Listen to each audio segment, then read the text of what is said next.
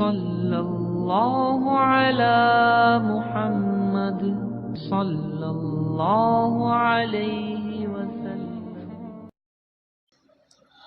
الحمد للہ نحمده ونستعینه ونستغفره ونؤمن به ونتوکل علیہ ونعوذ باللہ من شرور انفسنا ومن سیئات اعمالنا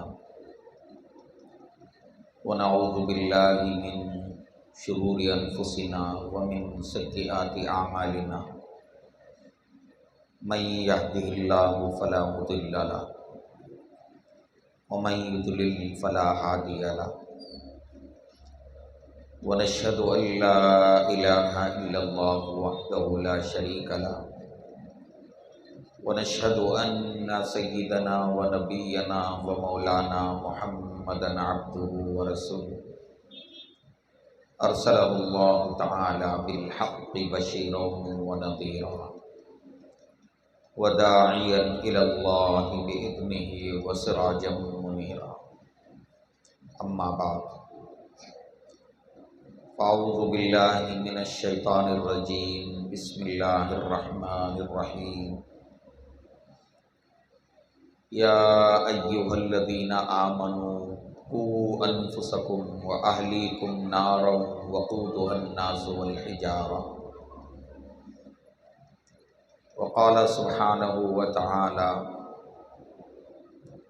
يا أيها الذين آمنوا اتقوا الله ولتنظر نفس ما قدمت لغد واتقوا الله إن الله خبير بما تعملون سبحان ربك رب العزة عما يصفون وسلام على المرسلين والحمد لله رب العالمين اللهم صل على سيدنا محمد وعلى آل سيدنا محمد وبارك وسلم اللهم صل على سيدنا محمد وعلى آل سيدنا محمد وبارك وسلم اللهم صل على سيدنا محمد وعلى آل سیدنا محمد مبارک وسلم۔ قابل احترام معزز دینی بھائیوں، بزرگوں، عزیز طلباء، عزیز طالبات اور پردہ نشین خواتین اسلام،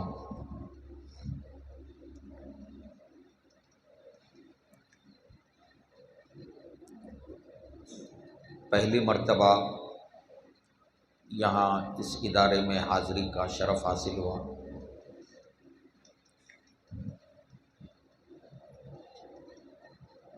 اندازہ نہیں تھا کہ یہ ماشاءاللہ اس بستی کے اندر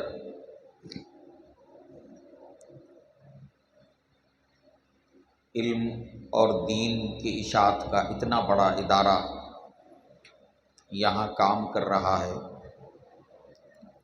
اس کا پہلے سے اندازہ نہیں تھا۔ اللہ تبارک و تعالی ادارے کے ذمہ داروں کو، بالخصوص مولانا حیدر حسین صاحب جو اس ادارے کے بانی و ناظم ہیں، اور ان کی ٹیم کو اللہ تعالیٰ مزید ہمت عطا فرمائے اور ان کے ساتھ خدا کی مدد شامل حال رہے۔ یہاں آ کر پورے ادارے کا معائنہ کرنے کا موقع ملا۔ اتنی بڑی تعداد یہاں علم دین حاصل کر رہی ہے اور بستی کی پوری خواتین اس ادارے سے فیض اٹھا رہی ہیں۔ اللہ تعالیٰ یہ سلسلہ اسی طرح قائم اور جاری و ساری رکھے۔ ادارے کا نام بڑا ہی معنی خیز ہے، فیضان مصطفیٰ۔ آج دنیا میں جو کچھ ہمیں نظر آ رہا ہے یہ سب فیضان مصطفیٰ ہے۔ دنیا بھر میں ایمان کا نور، اسلام کی رونق، مساجد، مدارس، دین کے مراکز، یہ جو کچھ ہمیں جھلک نظر آ رہی ہے یہ سب انہی کا فیض ہے۔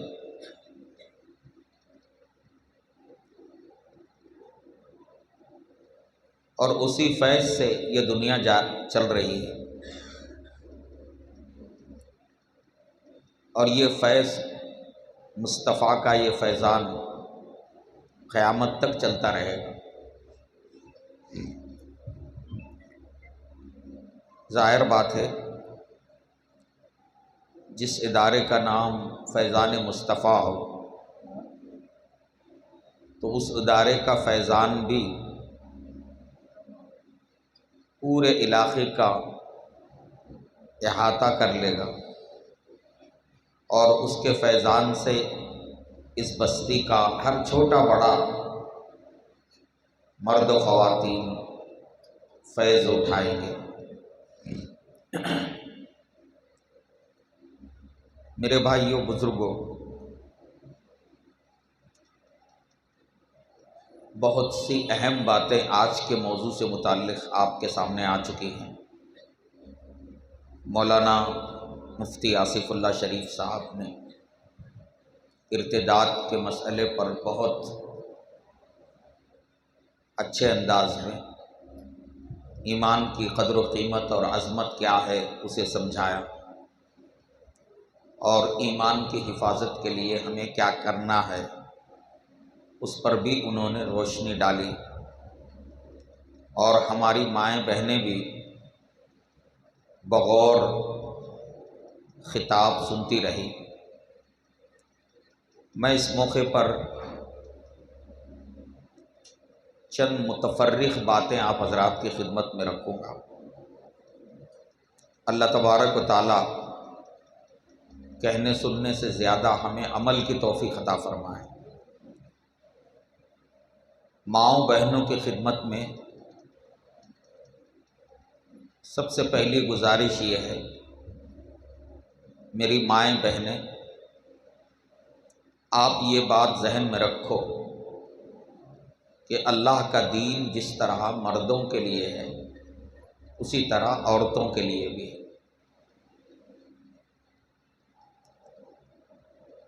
اللہ کے احکام جس طرح مردوں کے لیے ضروری ہے اسی طرح عورتوں کے لیے بھی ضروری ہے۔ بہت ساری ماؤں بہنوں کے ذہنوں میں یہ ہوتا ہے نماز پڑھنا، دین کے کام کرنا یہ مردوں کا کام ہے، ہمیں اس کی ضرورت نہیں، ہمارا کام گھر کے کام کر لینا، بچوں کی دیکھ بھال کرنا، بس یہی کافی ہے۔ چنانچہ نماز کا وقت ہوتا ہے، اذان ہمارے کانوں میں اذان کی آواز آتی ہے، لیکن نماز کی طرف ہمارا ذہن نہیں جاتا۔ بہت سی مائیں بہنیں 5 وقتہ نمازوں کا اہتمام نہیں کرتی۔ ہماری ماؤں بہنوں کو یہ بنیادی بات ذہن میں رکھنا چاہیے کہ اللہ کا دین جیسے مردوں کے لیے ضروری ہے اور اللہ کے دین پر عمل کرنے کی ذمہ داری جیسے مردوں پر ہے اسی طرح عورتوں پر بھی ہے۔ تھوڑے بہت احکام ہیں جو مردوں اور عورتوں کے اندر جدا جدا ہیں۔ دین کا 90% حصہ وہ ہے جو مردوں کے لیے بھی ضروری ہے، عورتوں کے لیے بھی ضروری ہے۔ نماز مردوں کے لیے بھی ضروری ہے، عورتوں کے لیے بھی ضروری ہے۔ زکوٰۃ صاحب نصاب اگر آدمی ہو تو مرد کو بھی زکوٰۃ نکالنا ہے، عورت کے پاس اگر نصاب کے بقدر ملکیت ہے عورت کو بھی زکوٰۃ نکالنا ضروری ہے۔ رمضان کا روزہ جیسے مردوں پر فرض ہے عورتوں پر بھی فرض ہے۔ آدمی کے اندر استطاعت ہو تو حج کرنا جیسے مردوں کے لیے ضروری ہے عورتوں کے لیے بھی ضروری ہے۔ طہارت کا اہتمام کرنا جیسے مردوں کے لیے ضروری ہے عورتوں کے لیے بھی ضروری ہے۔ گناہوں سے بچنا جیسے مردوں کے لیے ضروری ہے عورتوں کے لیے بھی ضروری ہے۔ لوگوں کے ساتھ اخلاق سے پیش آنا جیسے مردوں کے لیے ضروری ہے ویسے عورتوں کے لیے بھی ضروری ہے۔ ہمارے جسم میں ہمارے بدن میں جانے والا لقمہ حلال ہونا چاہیے۔ حلال روزی اپنے جسم میں پہنچانا جیسے مردوں کے لیے ضروری ہے عورتوں کے لیے بھی۔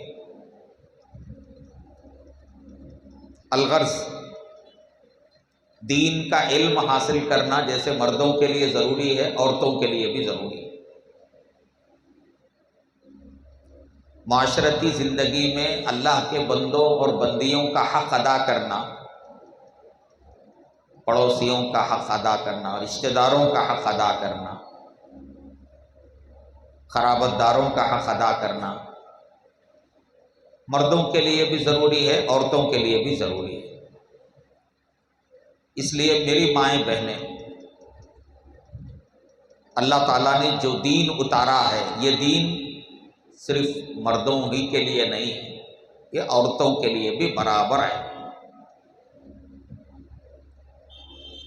دوسری بات، جس طرح مردوں کی کامیابی دین پر عمل کرنے میں ہے اسی طرح عورتوں کی کامیابی بھی دین پر عمل کرنے میں۔ دونوں کے لیے ایک ہی ضابطہ ہے، مرد دین پر چلیں گے کامیاب ہو جائیں گے، عورتیں دین پر چلیں گی کامیاب ہو جائیں گی۔ اللہ نے مردوں کی زندگی کا سکون اپنے دین پر عمل کرنے میں رکھا ہے، اسی طرح عورتوں کی زندگی کا سکون بھی اللہ نے اپنے دین پر عمل کرنے میں رکھا ہے۔ سکون مال و دولت میں نہیں ہے، زیورات کی کثرت میں نہیں ہے، سکون اونچی اونچی عمارتوں میں نہیں ہے، اور سکون جو ہے نا درجنوں جوڑے کپڑوں کو جمع کرنے میں نہیں ہے، سکون اچھے فرنیچر میں نہیں ہے۔ اللہ نے سکون کا ایک ہی راستہ رکھا ہے، اور وہ راستہ ہے اللہ کا دین اور اللہ کے احکام۔ مرد اگر دین پر چلیں گے ان کی زندگی میں سکون آئے گا، عورتیں اگر دین پر چلیں گی ان کی زندگی میں سکون آئے گا۔ یہ بالکل حقیقت ہے، اور اللہ نے اور اللہ کے رسول نے اس کی وضاحت فرمائی۔ آدمی کی زندگی سے سکون تب ختم ہوتا ہے جب وہ اللہ کے پورے یا تھوڑے احکام کو چھوڑ دیتا ہے۔ آج اگر ہم میں کا ہر آدمی کسی نہ کسی پریشانی میں مبتلا ہے، ہر خاندان میں ہر گھر میں کچھ نہ کچھ مسائل، انفرادی زندگی میں ہر آدمی کے مسائل، اگر غور کر کے آپ دیکھیں گے یہ مسائل اللہ کے احکام چھوڑنے کا نتیجہ ہے۔ مرد ہو یا عورت، گناہ کی زندگی چھوڑنے کا فیصلہ کر لے، اس کی زندگی سکون کا گہوارہ بن جائے۔ جس دن اللہ کی نافرمانی چھوڑنے کا ہم فیصلہ کر لیں اس دن ہماری زندگی سکون سے آشنا ہو جائے۔ گناہوں سے انسان کی زندگی کا سکون برباد ہوتا ہے۔ اس لیے کہ گناہ کا مطلب اللہ کے حکموں کو، نبی کے حکموں کو توڑنا، اللہ اور نبی کے طریقے پر نہ چلنا، اسی کو گناہ کہتے ہیں۔ اللہ نے سکون اپنے طریقے میں، اپنے احکام میں رکھا ہے، جب آدمی اس کو توڑ دیتا ہے تو لا محالہ آدمی کی زندگی بے سکونی کا شکار ہو جاتی ہے۔ ماؤں بہنوں کو یہ بات اچھی طرح سمجھ میں آنا چاہیے، اللہ کے احکام، نبی کے احکام میں سکون ہے، پریشانیوں سے نجات ہے۔ اگر اس کو چھوڑ کر ہم خدا و رسول کی نافرمانی کی طرف جائیں گے تو لا محالہ پریشان ہو جائیں گے، اور زندگی کے جس شعبے میں اللہ کے احکام، نبی کے طریقے چھوڑے جائیں گے وہ شعبہ پریشانی کا سبب بن جائے گا۔ آدمی تجربہ کر کے دیکھ سکتا، شادی بیاہ کا شعبہ ہے، خدا نے اور خدا کے رسول نے جو طریقہ بتایا آسان طریقہ، کسی کے لیے پریشانی نہیں۔ آج لوگ شادی بیاہ کے مسئلے میں ماں باپ کیوں پریشان ہیں؟ اس لیے کہ ہم نے شادی بیاہ کے معاملے میں اللہ اور اللہ کے رسول کے احکام کو کنارے کر دیا۔ خدا و رسول کے احکام کے مطابق شادی کرو، کوئی پریشانی نہیں۔ اللہ اور اس کے رسول کے یہاں رشتے کے انتخاب کا معیار کیا ہے؟ جب ہم اپنی لڑکی کے لیے یا اپنے لڑکے کے لیے رشتہ تلاش کرنے کے لیے نکلیں تو خدا و رسول کا اس ضابطہ یہ ہے کہ دینداری کو ترجیح دینا چاہیے، مال دولت وغیرہ نہیں، یہ بات کے ہیں، سب سے پہلے دینداری کو ترجیح دینا۔ آج ہماری زندگی سے یہ ختم ہو گیا، رشتے کی تلاش میں جب نکلتے ہیں تو دوسری چیزوں ہی میں ہم الجھ جاتے ہیں، دین کا نمبر بالکل اخیر میں آتا۔ اللہ اور اس کے رسول نے بتایا کہ بھائی کم سے کم خرچہ کرو نکاح میں، فضول خرچی مت کرو۔ ہم نے فضول خرچی کر کے نکاح کو ایک مصیبت بنا دیا۔ اللہ اور اس کے رسول نے لڑکی والوں پر ایک آنے کا خرچ بھی نہیں رکھا، لڑکی والوں پر سارے اخراجات لڑکے والوں پر رکھے ہیں اللہ نے۔ مہر لڑکے والے دینا، ولیمے کا انتظام لڑکے والے کرنا، نکاح کے دن کوئی کھانا نہیں ہے اللہ اور اس کے رسول کے طریقے کے مطابق، لڑکی کے لیے کپڑوں کا انتظام لڑکے والے کرنا، لڑکی کے لیے رہائش کا انتظام لڑکے والے کرنا، سارے کام، سارے مال کے اخراجات لڑکے والوں پر۔ ہم نے کیا کر دیا؟ الٹ دیا، سارے مالی اخراجات لڑکی والوں پہ ڈال دیا، اس لیے مصیبت ہو رہی ہے۔ تو میری مائیں بہنیں، یہ دوسری یہ بات ہم ذہن میں رکھیں کہ مردوں کی کامیابی بھی اللہ کے دین پر چلنے میں ہے، اور عورتوں کی کامیابی بھی اللہ کے دین پر چلنے میں ہے۔ آخرت کی کامیابی بھی اسی میں ہے، دنیا کی کامیابی بھی اسی میں ہے۔ اور قرآن میں اللہ وعدہ فرماتے ہیں من عمل صالحا من ذکر او انثى وهو مؤمن فلنحيينه حیاة طیبہ۔ اللہ کا وعدہ ہے جو آدمی ایمان کے ساتھ عمل صالح کرے گا۔ عمل صالح کا مطلب کیا؟ دین پر چلنا، دین پر چلنا یہ عمل صالح ہے۔ ایمان کے بعد جو بندہ اللہ کے دین پر چلے گا، مرد ہو یا عورت ہو، اللہ فرماتے ہیں فَلَنُحْيِيَنَّهُ حَيَاةً طَيِّبَةً، ہم ایسے بندے کو اس دنیا میں سکون کی زندگی عطا کریں گے۔ یہ اللہ کا وعدہ ہے۔ آج ہمارے گھروں سے سکون ختم ہو رہا ہے، ہمارے خاندانوں سے سکون ختم ہو رہا ہے، جدھر دیکھو جھگڑے ہیں، لڑائیاں ہیں، ناچاخیاں ہیں، خاندانوں میں ٹوٹ پھوٹ ہے۔ یہ سب نتیجہ ہے اللہ کے احکام کو چھوڑنے کا اور اللہ کے دین کو چھوڑنے کا۔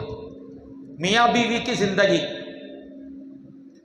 میاں بیوی کی زندگی، میاں بیوی دونوں مل کر اگر اللہ کے احکام پر چلنے لگے ان کی زندگی جنت کا نمونہ بن جائے۔ میاں بیوی کو زندگی گزارنے کا کیا طریقہ اللہ نے بتایا؟ شوہر بیوی کا حق ادا کرے، بیوی شوہر کا حق ادا کرے، دونوں پر حقوق ہیں۔ اب اگر دونوں کے دونوں ایک دوسرے سے متعلق حقوق ادا کریں، دونوں کی زندگی جنت کا نمونہ بن جائے، سکون ہی سکون ہوگا۔ گڑبڑ کہاں ہوتی ہے؟ جب دونوں میں سے ایک یا دونوں کے دونوں ایک دوسرے کی حق تلفی کرتے ہیں، ایک دوسرے کے حقوق کی ادائیگی میں کوتاہی کرتے ہیں۔ دونوں اللہ کے احکام پر چلیں، دونوں کی زندگی مزے کی زندگی بنے، کوئی پریشانی نہیں ہو۔ میری مائیں بہنیں، یہ دوسری بات ہم ذہن میں رکھیں کہ ہماری کامیابی اللہ نے صرف اپنے دین پر چلنے میں رکھی ہے، مردوں کی بھی عورتوں کی بھی۔ تیسری بات، ماؤں بہنوں کی خدمت میں، میری مائیں بہنیں، آپ یہ یاد رکھیں، یہ دین نبی صلی اللہ علیہ وسلم سے ہم تک پہنچا ہے۔ نبی صلی اللہ علیہ وسلم کے زمانے سے ہم تک یہ دین جو پہنچا ہے، اس میں جہاں مردوں کی قربانیاں رہی ہیں وہیں عورتوں کی بھی قربانیاں۔ یہ دین یوں ہی نہیں پہنچا، اس دین کے لیے ہمارے نبی نے اپنے پیٹ پر 2 پتھر باندھے۔ اس دین کے لیے ہمارے نبی طائف کے میدان میں لہو لہان ہو گئے، اور اس دین کے لیے ہمارے نبی کے دندان مبارک شہید ہوئے، آپ کے سر میں لوہے کی کڑی گھس گئی۔ اس دین کے لیے ہمارے نبی کو 2 مہینے جو ہے صرف کھجور اور پانی پر اکتفا کرنا پڑتا تھا، 2 مہینے گزرتے تھے، چولہا سلگنے کی نوبت نہیں آتی تھی۔ یہ دین یوں ہی نہیں پہنچا ہے۔ آج ہم آسانی سے اللہ کے دین کو، نبی کے اس دین کو آسانی سے ہم پامال کر دیتے ہیں، اس کے فرائض، اس کے واجبات اور اس کے احکام کو آسانی کے ساتھ ہم جو ہے مجروح کرتے ہیں۔ ہم یہ نہیں سوچتے کہ یہ دین کتنی قربانیوں سے پہنچا ہے، بڑی قربانیاں۔ اور ماؤں بہنوں سے یہ عرض کرنا ہے، اس دین کے ہم تک پہنچنے میں جہاں مردوں نے قربانیاں دی ہیں، وہیں خواتین نے، عورتوں نے بھی قربانیاں دی، بلکہ سب سے پہلے اس دین کے لیے جو خون گرا ہے اور جو جان چلی گئی ہے دین اسلام کے لیے، وہ ایک خاتون حضرت سمیہ رضی اللہ عنہا، سب سے پہلے اللہ کے دین کے لیے قربان ہونے والی حضرت سمیہ رضی اللہ عنہ، وہ خاتون تھی۔ میری مائیں بہنیں، میں یہ اس لیے کہنا چاہتا ہوں، آج کی عورتیں یہ سوچتے ہیں کہ ہمارا کوئی کردار ہی نہیں ہے دین میں، ہمارا کام خالی کھانا پکانا اور کھانا کھا لینا اور گھر کے تھوڑے کام دیکھ لینا۔ دین کی ترقی، دین کی سربلندی، دین کو سیکھنا، دین کو برتنا، اپنے بچوں کی تربیت کرنا، اپنے نوجوانوں کو دین کے لیے تیار کرنا، ان سب چیزوں میں ہماری کوئی ذمہ داری نہیں ہے، یہ آج کی مائیں بہنیں سوچتی ہیں۔ جبکہ اسلام کی تاریخ کیا بتاتی ہے؟ قدم قدم پر سب سے پہلے غار حرا میں رسول اللہ صلی اللہ علیہ وسلم پر وحی نازل ہوئی، پہلی مرتبہ حضرت جبریل علیہ السلام آئے، زور سے دبوچا، آپ پریشان ہو گئے، لگتا تھا جیسے جان نکل جائے۔ یہ پہلا موقع تھا، پریشان ہو کر سیدھے گھر آئے اور اپنی زوجہ محترمہ حضرت خدیجہ رضی اللہ عنہا سے اپنی پریشانی اور اپنی بے چینی، گھبراہٹ کا ذکر کیا۔ سب سے پہلے اس وقت نہ حضرت ابو بکر رضی اللہ عنہ تھے، نہ حضرت علی تھے، اور نہ کوئی اور تھا۔ اس وقت نبی کو تسلی دینے والی وہ خاتون تھی، وہ حضرت خدیجہ رضی اللہ عنہا آپ کی زوجہ محترمہ تھی۔ سب سے پہلے نبی کو ہمت دینے والی آپ کی زوجہ حضرت خدیجہ رضی اللہ عنہا تھی۔ اطمینان دلایا، اور کیسے اطمینان دلایا؟ دلیل کے ساتھ۔ پریشان آپ ہو رہے تھے، فرمایا آپ پریشان نہ ہو، اللہ تعالیٰ آپ جیسوں کو ضائع نہیں کرے گا۔ آپ صلہ رحمی کرتے ہیں، آپ جو ہے نا لوگوں کا بوجھ اٹھاتے ہیں، ناداروں کو کما کے آپ دیتے ہیں، مہمان نوازی آپ کرتے ہیں، آپ حق کے معاملے میں لوگوں کا ساتھ دیتے ہیں، مظلوموں کی آپ مدد کرتے ہیں، آپ کو اللہ ضائع کر ہی نہیں سکتا، آپ ہرگز پریشان نہ ہو۔ یہ سب سے پہلے نبی کو تسلی دینے والی آپ کی زوجہ محترمہ حضرت خدیجہ رضی اللہ عنہ۔ دیگر صحابہ بعد میں ایمان قبول کریں، ابھی تو وحی نازل ہوئی ہے، اور حضرت خدیجہ رضی اللہ عنہا نے آپ کو تسلی دی۔ نہ صرف تسلی دی، آپ کو مزید اور اطمینان دلانے کے لیے اپنے چچازاد بھائی جو عیسائی مذہب کے جاننے والے تھے، ورقہ بن نوفل، ان کے پاس لے گئی۔ ورقہ بن نوفل نے آپ کو تسلی دی، آپ کو اطمینان دلایا، اور پھر اس کے بعد یہ وہ تاجر خاتون تھی، اللہ نے خوب ان کو دولت دی تھی، بڑا کاروبار تھا۔ حضرت خدیجہ رضی اللہ عنہا نہ صرف ہے کہ اللہ کے نبی پر سب سے پہلے ایمان لائی، بلکہ اپنے سارے مال کو، دولت کو نبی کے خدموں پر نچھاور کر دیا۔ ہماری مائیں بہنیں اپنے مقام کا اندازہ کریں، تمہاری تاریخ کتنی بلند تاریخ ہے، اسلام کے لیے تمہاری قربانیاں کتنی عظیم قربانیاں ہیں۔ نبی پاک صلی اللہ علیہ وسلم ہجرت کر کے مکے سے مدینہ نکلے تو سفر ہجرت میں ایک فاصلہ طے کرنے کے بعد غار ثور میں 3 دن آپ نے قیام کیا، اور 3 دن مکہ مکرمہ سے کھانا لے آتی تھی حضرت ابوبکر رضی اللہ عنہ کی صاحبزادی حضرت اسما رضی اللہ عنہ۔ اتنا لمبا راستہ، جنگل و بیابان، اپنی جان کو خطرے میں ڈال کر وہ حضرت اسما رضی اللہ عنہ تھی۔ اور مدینہ ہجرت کرنے کے بعد جب جو ہے نا غزوات کا سلسلہ شروع ہو گیا، جنگوں میں شرکت کرنے کا سلسلہ شروع ہو گیا، تو ماؤں نے اپنے بیٹوں کی تربیت کیسی کی؟ اللہ کے دین کی سربلندی کے لیے ان ماؤں کے بیٹے کیسے تھے؟ چھوٹے کم عمر، 9 عمر لڑکے، وہ اپنے آپ کو پیش کرتے تھے، یا رسول اللہ مجھے اجازت دیجیے، میں اللہ کے راستے میں شہید ہونا چاہتا ہوں۔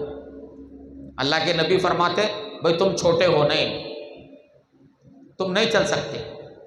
اب بچہ روتا ہوا ماں اپنے ماں باپ کے پاس جاتا، ماں باپ کو سفارشی بناتا کہ میری سفارش کرو، میری خواہش ہے کہ میں اللہ کے راہ میں قربان ہو جاؤں، شہید ہو جاؤں۔ یہ ماؤں کی تربیت کا نتیجہ تھا۔ آج کی مائیں اپنے بچوں کو بالکل دین کے حوالے سے، چونکہ ان کے ذہنوں میں ہے کہ دین کے لیے ہمارا کوئی کردار نہیں ہے، ہمیں کچھ نہیں کرنا ہے، ہماری کوئی قربانی نہیں ہے، ہمارا کوئی حصہ نہیں ہے۔ دین کے لیے قربانی، پرانی تاریخ اگر اٹھا کر دیکھیں گے تو نظر آئے گا کہ کیسے اس زمانے کی مائیں اپنے بیٹوں کو اللہ کی راہ میں قربان ہونے کے لیے پیش کرتی تھی۔ حضرت خنسا رضی اللہ عنہ، ان کے 5 بیٹے اللہ کے راستے میں شہید ہوئے، اور ماؤں کو اطلاع ملتی کہ ان کا بیٹا جو ہے اللہ کی راہ میں شہید ہوا ہے تو وہ فخر کرتی کہ میرا بیٹا اللہ کی راہ میں شہید ہو گیا، میں ایک شہید کی ماں ہوں، فخر کرتی تھی۔ میری مائیں، آج ہم غور کریں ہم اپنے بچوں کی کیا تربیت کر رہے ہیں۔ ہمارے بچے رات رات بھر موبائل میں لگے ہوئے۔ آج کا نوجوان، مسلم نوجوان، سلم بستیوں میں جائیے، رات 2 بجے اگر آپ کہیں سے لوٹیں تو جگہ جگہ آپ کو مسلم نوجوان ملیں گے جو موبائل میں مصروف ہیں، گندگی میں مصروف ہیں۔ ماؤں کی تربیت نہیں ہے۔ مائیں اگر صحیح اپنا مقام پہچانے اور اپنا کردار اگر پہچانے تو انہیں پتہ چلے گا کہ اسلام کو تقویت پہنچانے میں ماؤں کا بڑا اہم کردار رہا ہے۔ یہ دین ایسے ہی نہیں پہنچا ہے۔ حضرت شیخ عبد القادر جیلانی رحمۃ اللہ علیہ، محبوب سبحانی ان کو ہم کہتے ہیں، پیران پیر ہم کہتے ہیں، وہ ہمارے سروں کا تاج ہیں، اولیاء کے سردار ہیں۔ ان کا مقام و مرتبہ ولایت میں کیا ہے ہم اچھی طرح جانتے ہیں، مگر شیخ عبد القادر جیلانی محبوب سبحانی کو محبوب سبحانی بنانے میں ان کی ماں کا کردار ہے، ماں کا کردار ہے۔ وہ ماں جو بچپن سے اپنے کم سن بچے کی تربیت کر رہی ہے، جب وہ بچہ علم حاصل کرنے کے لیے اپنے گاؤں سے بغداد جا رہا ہے قافلے کے ساتھ، تو ماں اپنے بیٹے کو نصیحت کر رہی ہے کہ بیٹا کبھی جھوٹ نہیں بولنا۔ اپنے بچے کے بغل کے اندر اشرفیاں رکھ کر اس کو اچھی طرح سے سی دیا اور بچے کو تاکید کر دی کچھ بھی ہو جائے جھوٹ نہیں بولنا۔ یہ ماؤں کی تربیت ہوتی ہے، اور اسی ماں کی نصیحت کا اثر تھا۔ بچے نے سچ سچ بتا دیا اور بچے کا یہ عمل پورے ڈاکوؤں کے اسلام میں داخل ہونے اور سچی توبہ کرنے کا ذریعہ بنا۔ ماؤں کا کردار کوئی معمولی نہیں ہے۔ آپ جتنے بھی مشاہیر میں جائیے، ہمارے ملک میں حضرت ٹیپو سلطان رحمۃ اللہ علیہ کو لیجئے، ہمارے ملک، ہمارے ریاست تلنگانہ میں حیدرآباد دکن کے اندر بہادر یار جنگ، قائد ملت جن کو کہا جاتا ہے، نواب بہادر یار جنگ، ان کا حال کیا تھا؟ ان کی نانی ان کے واقعات میں لکھا ہے کہ بہادر یار جنگ جب بچپن میں تھے، چھوٹے بچے تھے، کسی دن اگر فجر کے بعد قرآن کی تلاوت نہیں کرتے تو ان کی نانی گھر میں کہتی کہ میں تم سے آج بات نہیں کروں گی، اس لیے کہ تم نے آج اللہ سے کلام نہیں کیا، تم نے آج قرآن کی تلاوت نہیں کی، میں تم سے آج بات نہیں کروں گی۔ حضرت علامہ اقبال رحمۃ اللہ علیہ یوں ہی علامہ اقبال نہیں بنے، روزانہ فجر کے بعد بچپن کی عمر میں قرآن پاک کی تلاوت کرتے بیٹھتے تھے۔ ان کے والد گزرتے تھے، والد کہتے کہ بیٹا تو قرآن کی تلاوت تم کر رہے ہو، اگر تم ذرا بڑے ہو جاؤ، باشعور ہو جاؤ تو میں تمہیں ایک بات بتاؤں۔ جب سن شعور کو پہنچے تو علامہ اقبال نے اپنے والد کو یاد دلایا کہ آپ نے وعدہ کیا تھا۔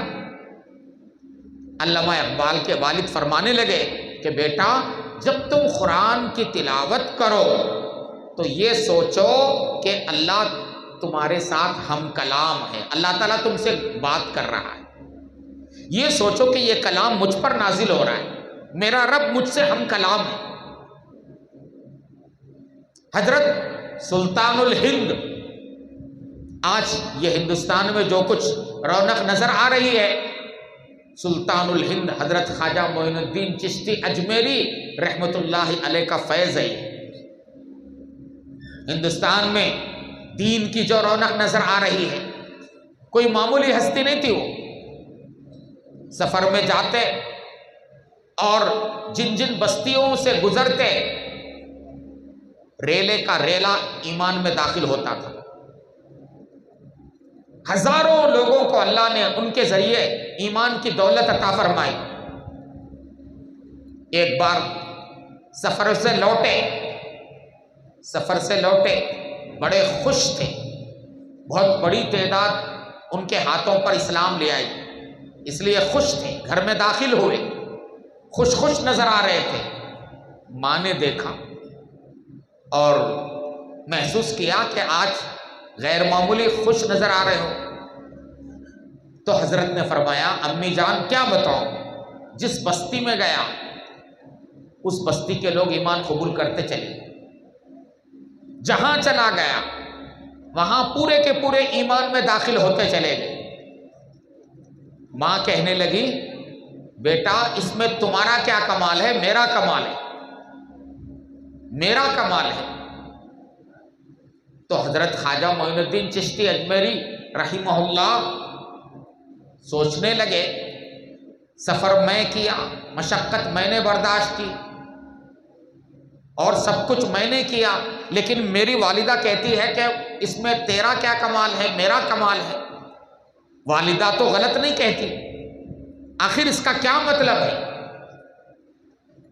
ماں سے انہوں نے پوچھا تو ماں کہنے لگی بیٹا جب تو پیدا ہوا تھا اور ابھی دودھ پی رہا تھا، ایام شیر خارگی سے گزر رہا تھا، تو میں تجھے دودھ اس شان سے پلاتی تھی کہ میری زبان سے کلام اللہ کی تلاوت کا سلسلہ، نبی صلی اللہ علیہ وسلم پر درود کا سلسلہ جاری رہتا تھا۔ دودھ کے ایک ایک قطرے کے ساتھ تیرے دل کے اندر ایمان کی محبت، اللہ اور اللہ کے رسول کی محبت اندر جاتی تھی، اس کا اثر ہے کہ آج اللہ تعالیٰ تجھ سے اتنا بڑا کام لے رہا ہے۔ اس لیے میری مائیں بہنیں، مجھے یہ سن کر بہت خوشی ہوئی کہ یہاں ماشاءاللہ 500 600 کی تعداد میں مائیں جمع ہوتی ہیں۔ آج کے زمانے میں مسلم خواتین کے اندر دین کا یہ شعور بہت بڑی چیز ہے، بہت بڑی چیز ہے۔ ہمارے دشمنوں کو اندازہ ہے مسلمانوں کو اگر خراب کرنا ہے، ان کو برباد کرنا ہے، ان کے معاشرے کو جو ہے ٹوٹ پھوٹ کا شکار اگر کرنا ہے تو ان کی عورتوں کو بے حیا بنا دو، عورتوں کو بے دین کر دو، عورتوں کے سروں سے پردہ ہٹا دو، پورا خاندان جو ہے نا بے دین ہو جائے۔ اس لیے یہود و نصارہ اور دشمنان اسلام مسلم خواتین کو خاص طور پر ٹارگٹ کرتے ہیں۔ وہ جانتے ہیں کہ عورت کا کیا جو ہے نا کردار ہوتا ہے کسی بھی معاشرے میں۔ عورت اچھی بنتی ہے تو اس کا اچھا بننا بھی پورے معاشرے پر اثر ڈالتا ہے، عورت اگر برائی کی طرف جاتی ہے تو اس کا برائی کی طرف جانا بھی پورے معاشرے کو اپنی لپیٹ میں لے لیتا ہے۔ یہ عورتوں کے مزاج، یہ عورتوں کی تاثیر ہوتی ہے، اس لیے دشمن جو ہے عورتوں پر زیادہ فوکس کرتے ہیں۔ تو ایسے ماحول میں جہاں مسلم خاتون کو ٹارگٹ کیا جا رہا ہو اور مسلم خواتین کو دین سے دور کرنے کے لیے گھر گھر میں جو ہے نا بے حیائی عام کی جا رہی ہو، گھر گھر ٹی وی موبائل کے ذریعے سے ان کے اندر سے ایمان کی جو ہے نا مایا ختم کی جا رہی ہو، ایسے ماحول میں ماؤں بہنوں کا دین کی باتیں سننے کے لیے، دین سیکھنے کے لیے اور دین کو جاننے کے لیے اتنی بڑی تعداد میں جمع ہونا یہ بہت بڑی بات ہے، بہت بڑی بات ہے۔ اور میری مائیں بہنیں آپ اس کو غنیمت سمجھیں۔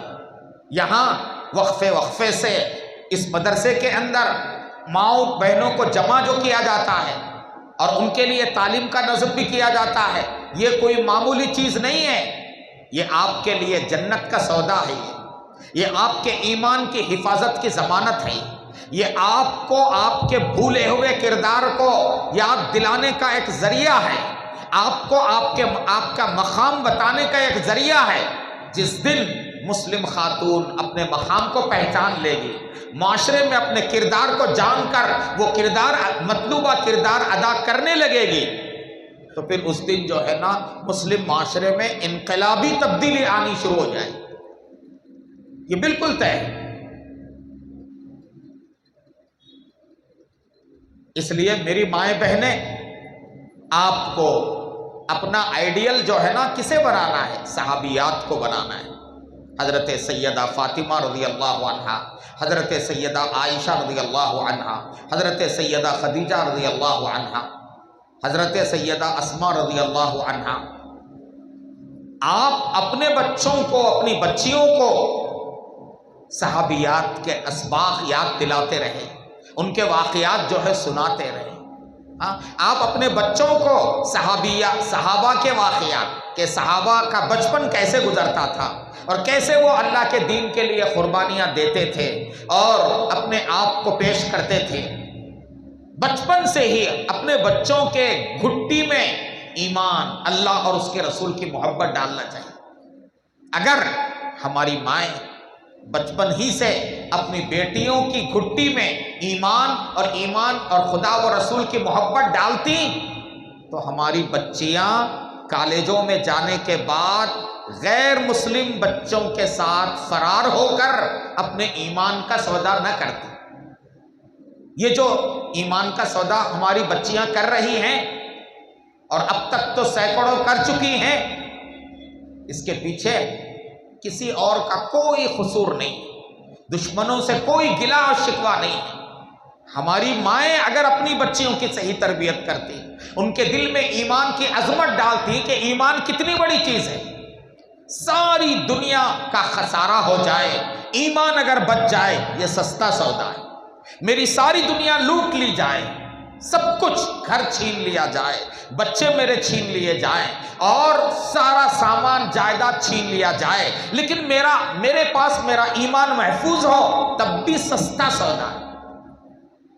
ایمان سے بڑھ کر کوئی دولت نہیں۔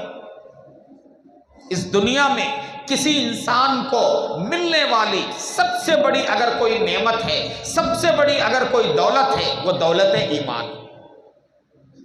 اور مسلمانوں کے پاس مال نہیں ہے، دولت نہیں ہے، سونا چاندی نہیں ہے، ہمارے پاس اسباب نہیں ہے، ہمارے پاس جو ہے ساز و سامان نہیں ہے، ہماری کل کائنات ہمارا ایمان ہے۔ ہماری کل کائنات، ہمارا پورا سرمایہ صرف ہمارا ایمان ہے۔ اگر یہ سرمایہ بھی نکل گیا تو یوں سمجھیے خسرت دنیا والآخرہ، دنیا میں بھی گھاٹے میں، آخرت میں بھی ہم جو ہے گھاٹے میں رہیں گے۔ ایک مسلمان گھر میں پرورش پانے والی بچی جو ہے، جس کا بچپن پورا جوانی تک کی زندگی مسلم گھر میں گزری ہو، مسلمان ماں باپ نے تربیت کی ہو، وہ بچی کالج کو پہنچتی ہے اور وہاں غیر مسلم بچوں سے جو ہے نا عشق و معاشقہ ہو جاتا ہے، اس سے متاثر ہو کر وہ اگر اپنے ایمان کا سودا کرتی ہے، میرے بھائیوں اس سے زیادہ افسوسناک کوئی واقعہ نہیں ہو سکتا، اس سے زیادہ افسوسناک کوئی بات نہیں ہو سکتی۔ یہ ہمارے لیے سوالیہ نشان ہے، ہماری ماؤں کی تربیت پر سوالیہ نشان ہے۔ ہماری ماؤں کی جو ہے نا یعنی بے توجہی کا یہ جو ہے نتیجہ ہے۔ اگر ہماری مائیں اپنا کردار محسوس کر کے اپنی بچیوں کی بچپن سے صحیح تربیت کرتی تو وہ بچیاں کسی بھی ماحول میں جائیں ایمان کا سودا نہیں کر سکتی۔ سب کچھ ہو سکتا ہے، ایک بندہ مومن اگر اس کو ایمان کا صحیح اندازہ ہو، اللہ اور اس کے رسول کی محبت اگر اس کے دل میں ہو، وہ سب کچھ جو ہے نا کر سکتا ہے، ایمان کا سودا نہیں کر سکتا۔ اگر ایمان کا سودا کر رہا ہے یا ہماری بچیاں کر رہی ہیں تو اس کا مطلب یہ ہے کہ ایمان ابھی اندر اترا نہیں ہے، اللہ کی محبت دل میں نہیں آئی، نبی کی محبت کیا ہے ابھی ہم نے پہچانا نہیں۔ اس لیے میں اپنی ماؤں بہنوں سے خاص طور پر گزارش کروں گا، اللہ کے واسطے گھروں میں اپنی بچیوں کی تربیت کرو، اور آپ کی بچیاں عصری تعلیم حاصل کرتی ہیں، کوئی حرج نہیں عصری تعلیم حاصل کریں، لیکن مسلم مینجمنٹ کے تحت چلنے والے اسکولوں میں اپنی بچیوں کو داخلہ دلائیں۔ زیادہ ہائی فائی بہت مہنگے غیر مسلم اسکولوں میں لے جانے کے چکر میں نہ پڑیں، مسلمان اسکول وہاں اس کا ایمان بچے گا۔ اور 10ویں تک حاصل ہو گیا، زیادہ سے زیادہ 12ویں، اب روک دیجیے اپنی بچیوں کو، وہاں روک کر شادی میں اگر تاخیر ہے مدرسوں کو لے جائیے، مدرسوں میں داخلہ دلائیے، آپ کی بچیاں مدرسے میں ضروری دین سیکھیں گی، نماز درست ہوگی، اور دین کی بنیادی باتیں ان کو معلوم ہوں گی، اور انشاءاللہ ایک کامیاب بیوی کی شکل میں ازدواجی زندگی جو ہے وہ گزار سکیں گے۔ آج کل کیا ہو رہا ہے، بڑے بڑے ہائی فائی رشتوں کے چکر میں لوگ اپنی بیٹیوں کو جو ہے نا بہت بڑی بڑی تعلیم میں لے کے جا رہے ہیں، اور اس کا نتیجہ کیا ہو رہا ہے، وہ تعلیم کے دوران ہی اس کا ایمان وہ جو ہے غیر مسلموں کے حوالے ہو رہی ہے، وہیں اس کی ذہن سازی ہو رہی ہے۔ اگر اعلیٰ تعلیم ایمان کے سودے کے ساتھ اگر حاصل ہو رہی ہے تو ایسی اعلیٰ تعلیم پر لعنت ہے، ایسی اعلیٰ تعلیم پر تف ہے۔ تعلیم ایمان سے بڑھ کر نہیں ہے میرے بھائیوں بزرگوں۔ اپنی بیٹیوں کے ایمان کو بچانے کے لیے ہم بقدر ضرورت عصری تعلیم دلائیں، اس کے بعد اپنی بچیوں کو دینی تعلیم سے آراستہ کرنے کی فکر کریں، ایسے مدرسوں کے اندر اپنی بچیوں کو داخلہ دلائیں زیادہ سے زیادہ، تاکہ ہماری بچیاں جو ہے ان کا ایمان محفوظ رہ سکے۔ اور میرے بھائیوں اور میری بہنیں یاد رکھیں، جب تک آپ گھر کے اندر دینی تربیت نہیں قائم کریں گی، گھر کے اندر دینی ماحول نہیں بنائیں گے، آپ کے بچے دیندار نہیں بن سکتے۔ آج ہو کیا رہا ہے، گھر میں ماحول بگڑا ہوا ہے۔ گھر میں ماحول کیوں بگڑا ہوا ہے؟ ماں باپ خود بے دین ہیں، ماں باپ کو دین سے کوئی تعلق نہیں ہے۔ جس گھر کے ماں باپ خود نماز نہ پڑھتے ہوں، اس گھر کے بچے بچیاں نمازوں کی پابند نہیں ہو سکتے۔ تو ہمیں جو ہے اس کی فکر کرنا ہے، اپنے بچوں کے خاطر کم از کم میں اگر میرے لیے دین پر نہیں عمل کر سکتا ہوں تو کم از کم مجھے اپنی نسلوں پر رحم آنا چاہیے کہ میری آنے والی نسلوں کا کیا حال ہے۔ اور میری مائیں یاد رکھیں، ہمارے ملک کے اندر اس وقت کیا ہو رہا ہے، ہمارے ملک میں جن ہاتھوں میں اس وقت اقتدار ہے وہ کیا چاہتے ہیں، وہ بس ایک ہی چاہتے ہیں، اس ملک میں موجودہ فرقہ پرست جو اقتدار رکھنے والی جماعتیں ہیں ان کا ایک ہی فارمولہ ہے، ایک ہی ایجنڈا ہے۔ وہ ایجنڈا کیا ہے؟ وہ یہ ہے کہ اس ملک میں مسلمان اپنے دین و ایمان سے دستبردار ہو کر زندگی گزاریں۔ اگر دین کے ساتھ زندگی گزارنا چاہتے ہیں تو ان کے لیے ہم مشکلات پیدا کریں، قدم پر مشکلات پیدا کریں۔ مسلم نسلوں کے ایمان کو، دین کو ختم کرنے کے لیے نئی تعلیمی پالیسی بنائی گئی، نیو ایجوکیشن پالیسی جو بنائی گئی ہے، اس کے اندر شروع کی جماعتوں کا جو سلیبس بنایا گیا ہے، ان شروع کی جماعتوں کے کتابوں کے اندر باقاعدہ دیوی دیوتاؤں کا ذکر، اور جو ہے نا کیا کہتے ہیں آپ کے سارے غیر مسلموں کے مشرکانہ جو طور طریقے ہیں نا، وہ سب چیزیں سلیبس میں داخل کر چکے۔ اب جب بچہ ہمارا پڑھے گا یہ سب چیزیں، ہمارے معصوم بچے لا محالہ وہ شرک سے متاثر ہوں گے، وہ بت پرستی سے متاثر ہوں گے، اور ان کا عقیدہ توحید جو ہے متاثر ہونا یقینی۔ بڑی پلاننگ کے ساتھ، منصوبہ بندی کے ساتھ یہ نئی تعلیمی پالیسی بنائی گئی۔ آپ کو معلوم ہے جن ریاستوں کے اندر فرقہ پرست جماعت کا اقتدار ہے ان میں بہت سارے بعض ریاستوں کے اندر اسکولوں، سرکاری اسکولوں میں بعض جگہ سرسوتی وندنا ہوتا ہے، اور بعض جگہ بھگوت گیتا کو جو ہے نصاب میں شامل کر دیا گیا ہے، اور اسی طرح سے بہت سارے اسکولوں میں یوگا کو لازم کر دیا گیا ہے۔ سرسوتی وندنا کیا ہے؟ بچے جب جو ہے نا صبح میں اسکول میں آئیں گے تو اندر جو ہے سرسوتی کی دیوی ہوگی، اور سب بچے اس کے سامنے پرنام کریں۔ سرسوتی ان کے عقیدے کے مطابق علم کی دیوی ہے۔ میرے بھائیوں، ابھی حال میں چند دن پہلے کا واقعہ ہے، پتہ نہیں کون سے اسکول کا ہے، اسکولوں میں جو پروگرام ہوتے ہیں نا، کلچر پروگرام، تو تین مسلمان بچے ہیں معصوم، ایک کو گنیش بنایا گیا اور ایک کو کچھ اور بنایا گیا، پوری شکل وغیرہ، ان کو وہ کردار دیا گیا۔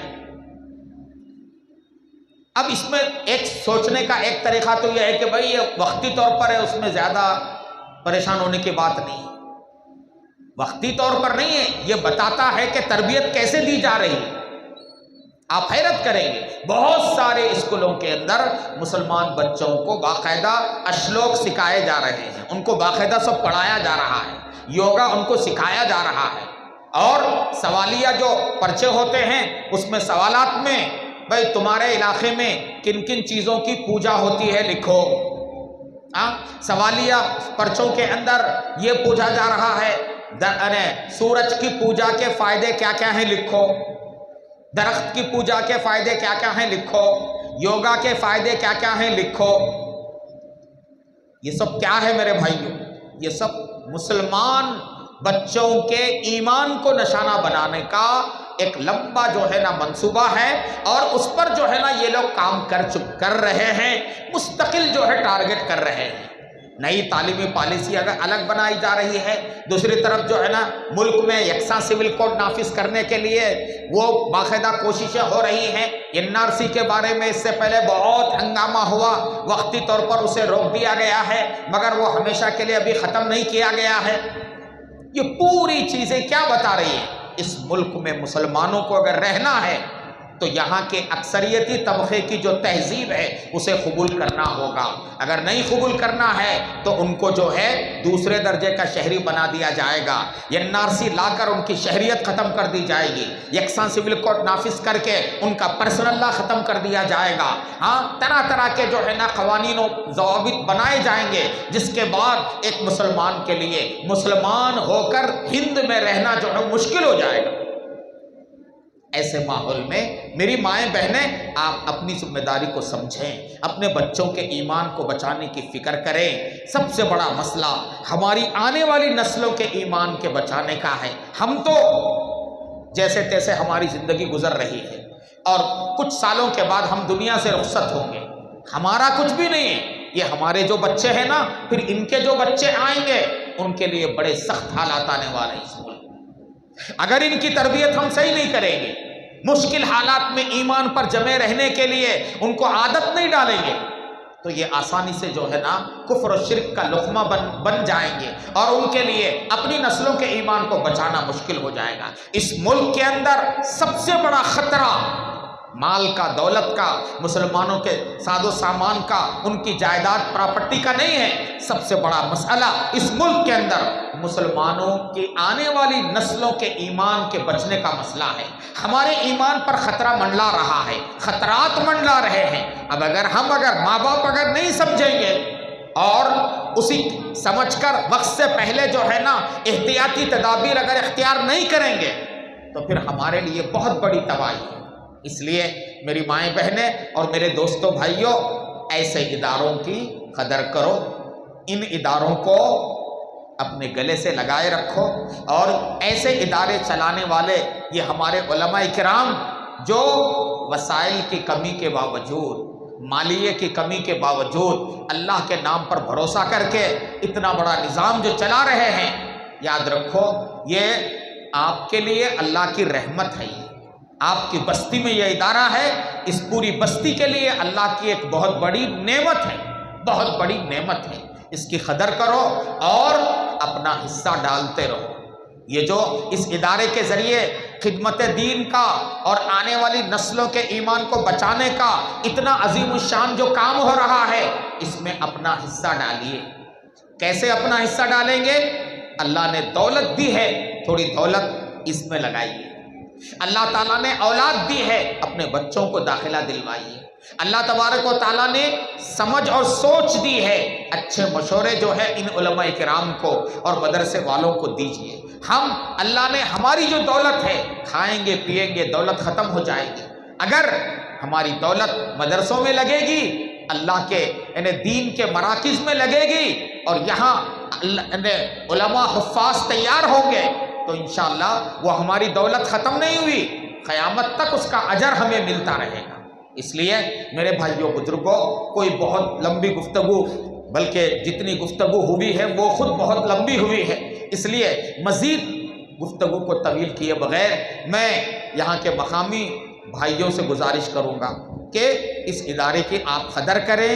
ماشاءاللہ میں تو دیکھ کر بہت دنگ رہ گیا، اس لیے کہ کبھی جو ہے نا شہر کے مشہور اداروں کے جو نام لیے جاتے ہیں اس میں اس ادارے کا کہیں نام نظر نہیں آتا، لیکن آج یہاں دیکھنے کے بعد معلوم ہوا کہ بڑے بڑے شہر کے اداروں میں جو بچوں کی تعداد ہے ماشاءاللہ یہاں اس سے بھی زائد تعداد ہے، اور خاموش انداز سے کام ہو رہا ہے۔ ان کام کرنے والے ان علماء کرام کا ہاتھ بٹائیے، ان کا ساتھ دیجئے اور ان کا تعاون کیجئے۔ تعاون کرنے کو اپنا دینی اور ملی فریضہ سمجھیے۔ یہ ایمان بچانے کے جو ہے نا کارخانے ہیں، آنے والی نسلوں کے ایمان بچانے کی ضمانت جو ہے انہی اداروں کے ذریعے ہو سکتی ہے، اور ادارے سے اپنا تعلق قائم رکھیں اور ادارے کے ذمہ داروں سے رابطے میں رہیں، اور جو کچھ جو ہے نا اپنے سے خدمت ہو سکے ہم خود اپنے سے پوچھیں کہ کس چیز کی ضرورت ہے، کیا معاملہ ہے، ہم اس کے لیے کیا جو ہے مدد کر سکتے ہیں۔ یہ ہر آدمی اپنی آخرت کے لیے کرے کہ میری آخرت سنور جائے اور اس کا ثواب مجھے کل قیامت کے دن ملے۔ تو اللہ تعالیٰ اس ادارے کو بے حد جو ہے نا یعنی ترقیات سے نوازے، اور جو بھائی اس ادارے کی مدد کر رہے ہیں، کسی بھی طرح سے تعاون کر رہے ہیں، اللہ ان کے مال میں برکت عطا فرمائے۔ اللہ تعالیٰ ان کو جو ہے یعنی کئی گنا زیادہ جو ہے اس کا بدلہ اللہ تعالیٰ ان کو عطا فرمائے، اور ان کی جو ٹیم ہے باقاعدہ مستقل لگی ہوئی ہے۔ دیہاتوں کے اندر بھی مکاتب یہاں ادارے کے ذریعے چلائے جاتے ہیں، اور دیہاتوں کے مسلمانوں کے ایمان اور ان کے دین کی خبرگیری کرنا یہ بہت بڑا کام ہے۔ یہ کام بھی جو ہے یہاں کیا جاتا ہے۔ تو اس لیے میرے بھائیوں جتنا ہو سکے مائیں بہنیں بھی اپنے شوہروں کو دینی اداروں کے تعاون کے سلسلے میں شوہروں کو تلقین کریں۔ آج ہمارے مسلمان بھائی معمولی چائے نوشی کریں گے 100 روپے نکل جائیں گے، بیٹھے بیٹھے جو ہے یعنی پیسے نکل جاتے ہیں۔ ہم اپنی جو ہے ضرورتوں کے لیے اتنی فضول خرچی کرتے ہیں، تو ہمارا پیسہ اگر اللہ کے دین کے کاموں کے لیے لگے گا تو اللہ کی ذات سے امید ہے کہ اس کا انشاءاللہ آخرت میں ہمیں بہترین بدلہ ملے گا۔ میں بہت بہت مبارکباد پیش کرتا ہوں مدرسے کے جو ناظم ہیں مولانا حیدر حسین صاحب اور ان کے بھائی مولانا فراست حسین صاحب اور ان کے پورے اساتذہ اور ان کے جو ٹیم کے جو لوگ ہیں جو مستقل جو ہیں ان کے ساتھ تعاون کرتے رہتے ہیں۔ ان سبوں کو اللہ تعالیٰ اپنے خزانے غیب سے جو ہے وہ سب کچھ عطا فرمائے جو اللہ تبارک و تعالیٰ کی جو ہے نا قدرت سے تعلق رکھتا ہے۔ اللہ پاک ہمارے اس بیٹھنے کو کہنے سننے کو قبول فرمائے، اور جن باتوں کی طرف علماء کرام نے توجہ دلائی ہے اللہ تعالیٰ ان باتوں پر عمل کرنے کی ہمیں توفیق عطا فرمائے۔ وآخر دعوانا ان الحمد للہ رب العالمین وصلی اللہ علی النبی الکریم۔